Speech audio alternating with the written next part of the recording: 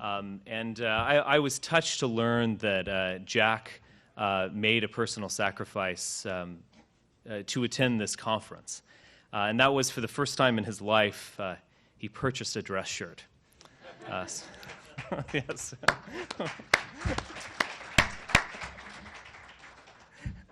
No, is that actually true?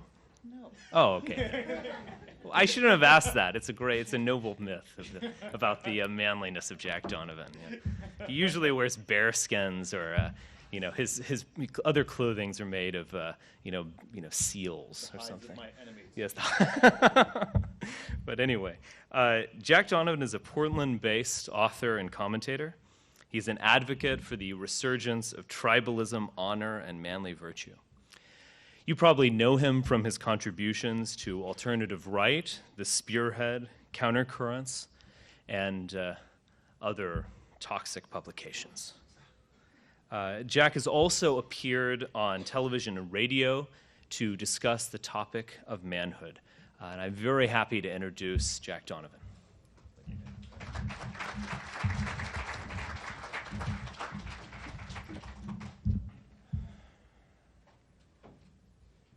There may be a collapse. It could happen. It could happen tomorrow. It could happen in 10 years. Vengeful gods could hurl boulders from the sky, cleansing the earth with fire and flood. There could be blood in the streets, a gnashing of teeth, a plague of locusts or killer bees, a Chinese flu, the zombie apocalypse. Your debit cards might run empty, and your smartphones might get real dumb. We may be forced to band together in primal gangs and fight for survival. We may be forced, by circumstances beyond our control, to rediscover lifeways more familiar to our species, to our ancestral brains, than this endless, banal sprawl of corporate parks and shopping malls. Or you may just get that one day as a lion to leave this world as you entered it, kicking and screaming and covered in someone else's blood. It does have a certain appeal. But while any or all of that could happen, and it could happen tomorrow, it is also possible that this broken, corrupt system could limp along somehow for a very long time. Yes, it should fail catastrophically. It deserves to fail. But no matter how much the world needs a reckoning or a reset button, it is a lot easier for people at every level of society on a day-to-day basis to keep patching it together and doing the best they can until they run out of duct tape. So, until that day comes, until everyone runs out of duct tape, as we've heard today, I think everyone here is in agreement, but even more importantly, I think our leaders are even in agreement that America is going to continue to decline as a power in the world, as an economic force. Its growth will never happen again. And for most people, that will mean a progressive ratcheting down of the quality of life and a lowering of expectations.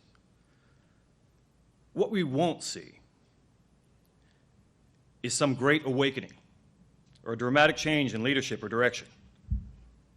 The people who run America aren't going to come to their senses, and I think everyone here has agreed to that, and that pleases me a lot. As America declines and becomes a failed or failing state or a hollow state, the corporations and businessmen and bureaucrats who run it will continue to promote globalism, feminism, and the marketplace melting pot. They will continue to condemn anything that could be considered racism or tribalism, especially among whites, until they are safely in the minority. They will continue to condemn male sexism, patriarchy, and continue to promote any kind of go-girl, female sexism that emasculates or devalues men. They will continue to promote dependence on the state for security, for income, for health care, for life itself. And no matter how many conflicts they escalate, or how many people they kill or imprison, or how militarized their police state thugs become, they will officially condemn violence. They will continue to do all this because it makes perfect sense for them. If you were the rulers and the toadies of a nation in decline, whose people were bound to lose wealth and status, if you were the rulers and toadies of a nation in decline, and you wanted to protect your own interests, if you wanted to keep your heads, why would you not want to keep those people separate, emasculated, weak, dependent, faithless, fearful, and nonviolent? Figureheads may come and go, but I see absolutely no reason why the message will change. Many of you here may see yourselves as civilized men, sane men, in an increasingly insane, vulgar, and barbaric world. But you're wrong. You are the new barbarians. The official message will continue to be that if you believe that all men are not created equal, if you believe that free men should have access to firearms, if you believe that government cannot be trusted to regulate every aspect of your life, if you believe that race means blood and heritage, not just skin color, if you see that men and women are different and believe that they should have different roles, if you believe that men should act like men, if you believe that gay pride parades and gay marriage are ridiculous, if you believe in some old-time religion, if you believe any or all of those things, then according to the state and corporations and academia and the media, you are a stupid, psycho, hillbilly, neo-Nazi, woman-hating, wife-beating, homophobic, throwback, reactionary Neanderthal. You know it. Dance to it, make it a techno remix, because make no mistake, you are dangerous, traitorous, and quite possibly seditious. Well, I'm reminded of the words of, the eloquent words, of rapper Eminem. He rapped, "I am whatever you say I am. If I wasn't, then why would I say I am? In the paper, the news, every day I am. Radio won't even play my jam." It doesn't matter what you think you are. You are whatever they say you are. They control the message. No matter how reasonable you think your message is, the radio is not going to play your jam. No matter what you think you are to them, you are the barbarians. So own it, be it. And if you're going to be the barbarians, then start thinking like barbarians. What does that mean?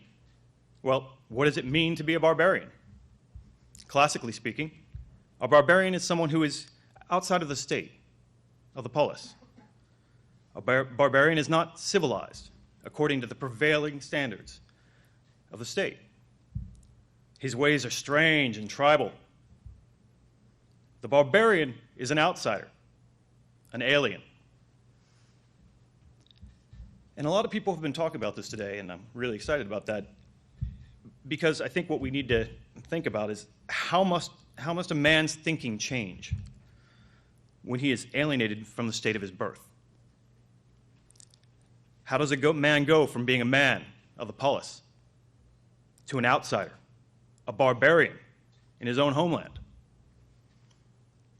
These are important questions, because if you see no viable political solution to the inane and inhuman trajectory of a progressive state, and I don't, then any meaningful change is going to require a lot more than collecting signatures or appealing to the public's good sense or electing the right candidate.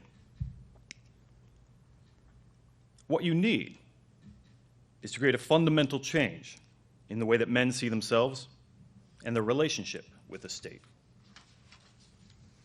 Don't worry about changing the state, Change the men. Cut the cord and let them be born into a state of mind beyond the state. Show them how to become barbarians and break the sway of bourgeois American life. How do you do that? Well, that's something I hope to think and write about for the next few years. This is a conversation that everyone here has kind of been having, like, okay, we realize that America is the God that failed. America is not something that is for us anymore. But as you all know, when you go to talk to your peers about that, and I do a lot of that because obviously I write about masculinity, and I have a lot of guys who, are from different walks of life or are not involved in these kind of movements, and they understand a lot of the problems, but they still have, what Richard talked about a little bit as this kind of religious devotion to American ideals. And what I am going to talk about today are maybe 4 ways that you can get at that, 4 main points that you can use to talk to them about that. Number 1, separate us from them. This conference is about the future of identity. Which identity? Who are we talking about? Who is we? When I talk to guys about what is happening in the world right now, they're quick to tell me what we should do about it. It's like they built America with their own hands and sat together with their buddies and figured out what the rules were going to be. But really, who is this we? You and the corporations that sell you garbage food, ruin your land, and outsource your jobs? You and the expert shills who turn your values into psychological problems? You and the paid-for media that mocks you? You and the Wall Street bankers who financialize the economy for their own short-term game? You and the bureaucrats who want to disarm you and micromanage every part of your life? You and the politicians who open up the borders and fall all over themselves to pander to a new group of potential voters, instead of working for the interests of the actual citizens of the country they swore to represent? That we?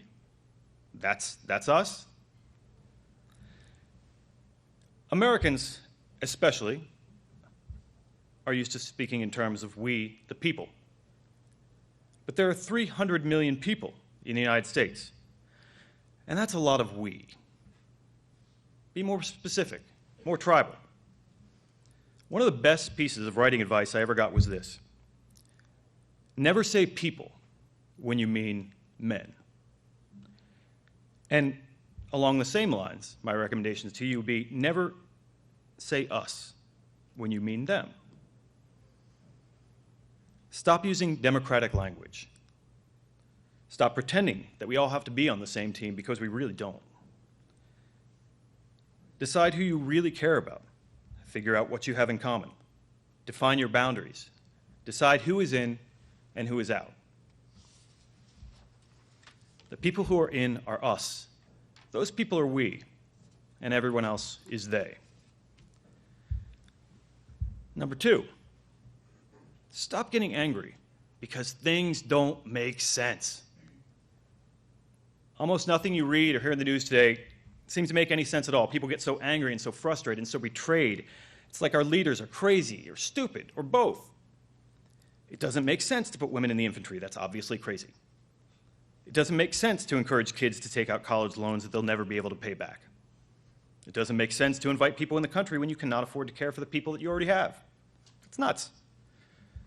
It doesn't make sense to start wars and then say you're trying to win hearts and minds. War is not a good way to win hearts and minds. And worrying about hearts and minds is not a good way to win a war. It doesn't make sense that bankers and CEOs get golden parachutes and go on vacations, or get jobs in the administration, after knowingly and intentionally destroying companies, lives, the environment, whole segments of the economy. But if you realize that they, the people who run the country, are doing things to benefit them and not you, then actually everything makes perfect sense. Consider the possibility that Americans' leaders don't really care if American soldiers live or die. Consider the possibility that American colleges and bankers don't care if you live the rest of your life in debt. they'd probably prefer it. Consider the possibility that American politicians care more about keeping their jobs in the short term and looking good in the media than they do about what happens to the people of their own countries in the long term. Consider the possibility that you are not part of an us that they care about. And I promise that if you meditate upon this, things will start to make a lot more sense. If you let go of the idea that these people are supposed to care about you or the country, and you allow yourself to see them as gangs and individuals working to further their own interests, you can relax and appreciate their crafty strategy. Let go of foolish expectations about what these people should be doing. Step back and see them for what they are. Don't be mad. Don't be outraged. Be wise. As Nietzsche recommended, be carefree, mocking, and violent. Number 3, and people have mentioned this as well today, de-universalize morality. Men who were raised with American, egalitarian, late Western values want to be good men. They want to be fair and just, and they want to be just to everyone. This can be absolutely paralyzing. It really creates an internal conflict for men, especially men who are especially athletic or have some kind of military or police background. They grew up and they were taught to believe in good sportsmanship and equal justice. And they want to do the right thing, no matter what happens to them. They want to be Batman. However, it is also in the nature of these men, even more than other men, to think vertically, hierarchically, tribally, to think in terms of us and them, to evaluate each other naturally by the masculine tactical virtues of strength, courage, mastery, and honor. But as soon as the football game or the superhero movie is over, progressive America goes back to hating and punishing those virtues. Progressive America goes back to hating and punishing men who act like men. These good guys, the guys who want to be heroes, get blamed and played and dumped on and treated like garbage. Look at all of the homeless veterans. No matter what the progressive American message is, when it comes to men who act like men, especially white men, no one really cares if they get treated justly or fairly. Still, these good guys don't want to exclude, for instance, women from anything because it seems unfair. They have sisters and mothers. They want everyone to have a chance.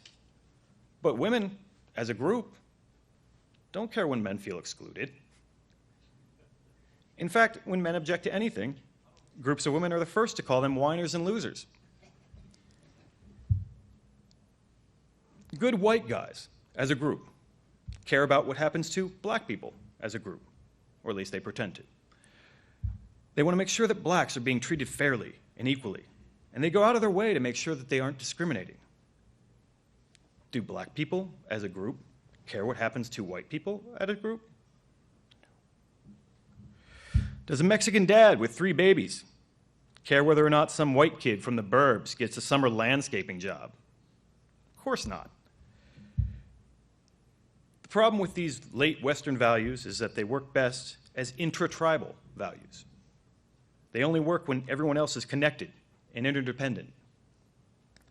Fairness and justice and good sportsmanship promote harmony within a community. But at some point, you have to draw a line. You have to decide who is in that community and who is not. You cannot play fair with people who don't care if you get wiped off the map. You don't have to hate everyone who isn't part of your tribe, but it's foolish to keep caring about these people who don't care about you. These heroic types are the natural guardians of any tribe, but their heroic natures are wasted and abused when they're asked to protect everyone, even enemies and ingrates and people who despise them. If Western barbarians are going to hold on to any portion of their Western heritage and identity, they need to resolve these moral conflicts. They don't need to abandon morality, or moral virtue. And they shouldn't. But they need to pull in the shadow of their aegis and become, as in Plato's Republic, noble dogs who are gentle to their familiars and the opposite to strangers. Be morally accountable, but only to the tribe. If they're going to prosper and endure in a failing nation, the new barbarians must give up the tragic, misunderstood hero routine and realize that they are not Batman. And why would anyone want to be? Number 4, become independent, but interdependent. The United States of America and its parent corporations offer a wide range of products and services. All of them have strings attached, and the more you depend on them, the easier it is for them to control you. It's really not much of a threat to them, which is probably why we're allowed to do it. If you get online and like a naughty page on Facebook or vent your lonely, impotent rage, so long as the rest of your identity folds neatly into the bourgeois American lifestyle, so long as you still go to a make-work job at some big company and keep yourself busy for 40, 50, 60 hours a week, and you can purchase their wide range of products and services. And then, in the time that you have left, you go online and you get to be the Orthodox guy or the Roman guy or the Odinist guy and post cool pics of Vikings and centurions and crusaders. But that's not a real identity or a real tribe or a real community. By all means, do use the progressive state in whatever you can take from it, as long as there's still something to take. But if you truly want some kind of alternative lifestyle to what the state has to offer, if you want to maintain some kind of tribal identity that can endure Americans' decline and collapse, also known as the sudden absence of products and services, instead of community organizing on the internet in your underwear or retreating to a country compound with your wife and kids, bring some of those internet people close to you. Live near each other. Take over a neighborhood or an apartment complex. Start businesses and provide services that people really need.